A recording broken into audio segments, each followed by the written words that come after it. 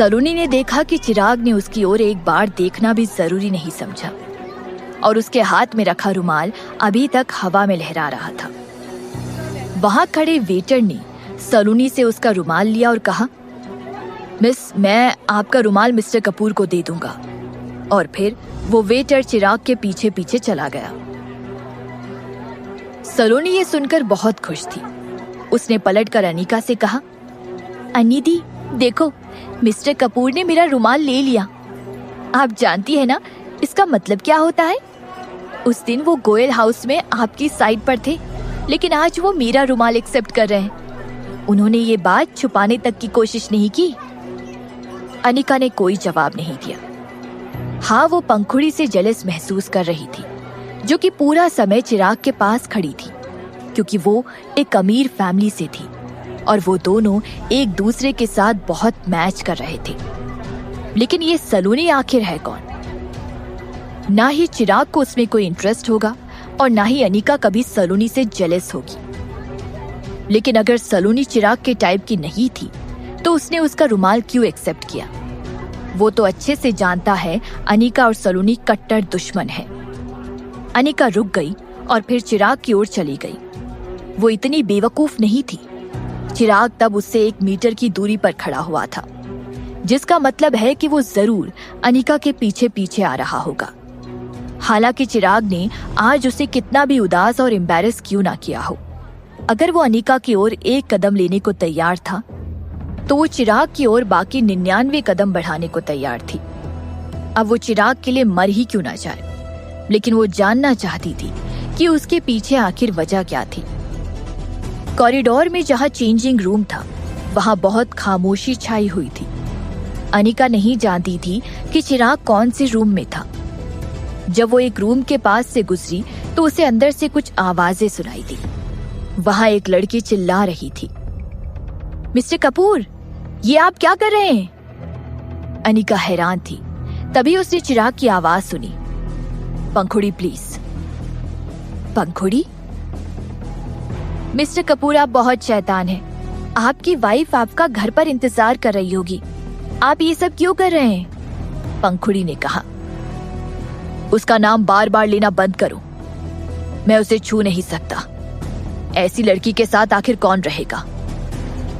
अनिका ने ये सुना और वो पलटकर चली गई।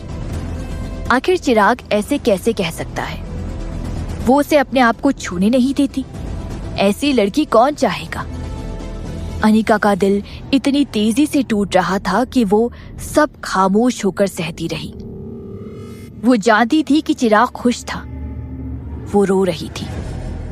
उसने कभी किसी के बारे में नहीं सोचा। जब तक चिराग उसके साथ खुश था, वो उसके लिए कुछ भी करने को तैयार थी। लेकिन चिराग कितनी जल्दी बदल गया। वो इतना पत्थर दिल बन गया। 3 महीने पहले वो उसकी लाइफ में घुस आया और उसका सबसे खूबसूरत सपना बन गया, और अब उसने इस तरह उसका दिल दुखाया। अनिका ने देखा कि वो सांस नहीं ले पा रही थी और उसकी आंखों से आंसू लगातार बहे जा रहे थे। वो दौड़ने लगी। अब इस जगह पर उसे सफोकेटिंग महसूस हो रहा था। कॉरिडोर से जाते हुए वो आरुष से टकरा गई। आरुष ने अनिका के चेहरे को आंसुओं से भरा हुआ देखा। उसकी आंखों में तुरंत अनिका के लिए दर्द उमड़ आया और उसने पूछा, तुम क्यों रो रही हो? None of your business. Anika ने अपने आंसू पोंछे और वहां से जाने लगी। लेकिन उतने में ही आरुष ने उसकी कलाई पकड़ ली। उसने कमरे के अंदर से आ रही आवाज को सुना और हंसते हुए कहा, चिराग अंदर किसके साथ है? अब वो तुम्हें नहीं चाहता? अनिका ने आरुष से अपना हाथ छुड़ा लिया और बोली, नहीं, चिराग मुझे अब और नहीं चाहता है। मैं अपसेट हूँ और इसीलिए रो रही हूँ। अब तुम्हें खुशी मिल गई। तुम तो इसी दिन का इंतजार कर रहे थे ना कि कब मुझे चिराग अकेला छोड़ दे। देखा, तुम्हारा सपना सच हो गया। जाओ, हंसो मुझ पर। मुझे तुमसे कोई फर्क नहीं पड़ता। क्या तुम मुझे शांति से थोड़ी देर रोने भी नहीं दे सकते? आरुष ने अनिका को अपनी फीलिंग्स पर कंट्रोल खोते हुए देखा और उसे बहुत बुरा लगने लगा। वो कब से इस दिन का इंतजार कर रहा था जब चिराग अनिका को छोड़ देगा। लेकिन वो ये नहीं चाहता था कि अनिका चिराग के लिए आंसू बहाए। वो इतनी बुरी तरह से क्यों रो रही थी? उसके दिल में इतना दर्द क्यों महसूस हो रहा था जब वो रो रही थी? अनिका, तुम उसके लिए अपने आंसू मत बहाओ।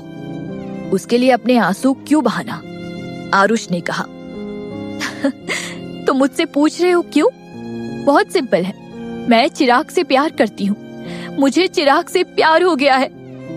अनिका ने अपनी आंखें बंद की, जो कि पूरी तरह लाल हो गई थी, और वहां से दौड़ती हुई चली गई। आरुष वही खड़ा हुआ था। अनिका को किसी और से प्यार हो गया था, वो भी सिर्फ 3 महीने के अंदर। अनिका डिनर हॉल के पास से गुजर गई। उसके आंसुओं की वजह से वो ठीक से देख नहीं पा रही थी। बाहर जाते जाते वो कई लोगों से टकरा गई। ये कौन है? ऐसे हमसे टकराकर उसने माफी क्यों नहीं मांगी? अरे ये तो अनिका है ना? क्या हुआ उसे? हॉल में खड़े लोग अनिका की ओर देखने लगे, ये जानने के लिए कि आखिर चल क्या रहा है। अनिका बहुत तेजी से दौड़ रही थी और उसकी हील्स मुड़ गई और वो नीचे गिर गई। सही कहते हैं लोग, जब बारिश होती है तो सबको दिखाई देती है। अनिका ने अपने आप को दोनों हाला और ऊपर उठने की कोशिश की। अचानक उसने अपने कंधों पर 2 हाथ महसूस किए। उस लड़के की नाखुश आवाज उसके कानों में पड़ी। अनिका, हो गया तुम्हारा? अनिका ने अपनी नजर ऊपर उठाकर देखा और पाया कि चिराग उसके सामने था। उसने अब ग्रीन कलर की शर्ट पहन रखी थी। उसे देखकर ऐसा लग रहा था कि वो जल्दी जल्दी में वापस आया था, क्योंकि उसकी टाई अभी भी ठीक से नहीं बंधी थी और उसने ब्लेजर नहीं पहना था। आखिर उसके कहने का मतलब क्या है? हो गया तुम्हारा? अनिका ने अपना हाथ उठाया और चिराग के गाल पर एक जोरदार थप्पड़ जड़ दिया। वहां खड़े सारे लोगों ने एक साथ सांस ली। यहां तक कि उस डिनर पार्टी का होस्ट भी अपनी जगह पर रुक गया और दूर से घबराते हुए सब देखने लगा। वहां का माहौल टेंशन से भर गया था। कोई इस बात पर यकीन नहीं कर सकता था कि चिराग कपूर को अभी अभी थप्पड़ मिला था। 3 सेकंड बाद चिराग ने अनिका की ओर देखा। उसके चेहरे पर कोई एक्सप्रेशंस नहीं थे। इसका क्या मतलब है? तुमने मुझे थप्पड़ क्यों मारा?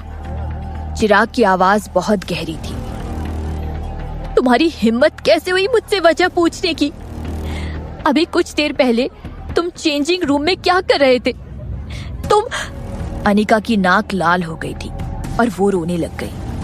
चिराग जानता था कि अनिका क्या कहने की कोशिश कर रही थी। उसने अनिका की बात को काट दिया और पलटकर डिनर पार्टी के होस्ट की ओर देखा। आओ, आकर बताओ कि चेंजिंग रूम में मैंने क्या किया। उस पार्टी के होस्ट के होश उड़ गए और लड़खड़ाते कदमों के साथ आगे आया। उसने कहा, miss Anika, mister Kapoor changing room में चेंज कर रहे थे और मैं बाहर पहरा ही दे रहा था। झूठ, सरासर झूठ। मुझे तुम पर यकीन नहीं है। तुम पंखुड़ी के साथ थे। अनिका ने रोते हुए अपनी आवाज ऊंची कर ली। जैसे ही अनिका ने ये कहा, चिराग ने अनिका के चेहरे को अपने हाथ में पकड़ लिया। वो इतनी बुरी तरह रो रही थी कि चिराग ने अपना हाथ आगे बढ़ाकर उसके आंसुओं को पूछा। वो प्यार से पेश नहीं आ रहा था। उसकी रफ उंगलियां अनिका की सॉफ्ट स्किन पर पड़ रही थी और अनिका को दर्द हो रहा था। अनिका जल्दी से पीछे हो गई और उसने चिराग को अपने आप को छूने नहीं दिया। चिराग का सब्र उसका इम्तिहान ले रहा था। उसने अनिका को अपने गले से लगा लिया। चिराग की खुशबू से अनिका एक पल के लिए सब कुछ भूल गई। अनिका चिराग से दूर होना चाहती थी, लेकिन उसने जल्द ही अपने गाल पर कुछ सॉफ्ट महसूस किया।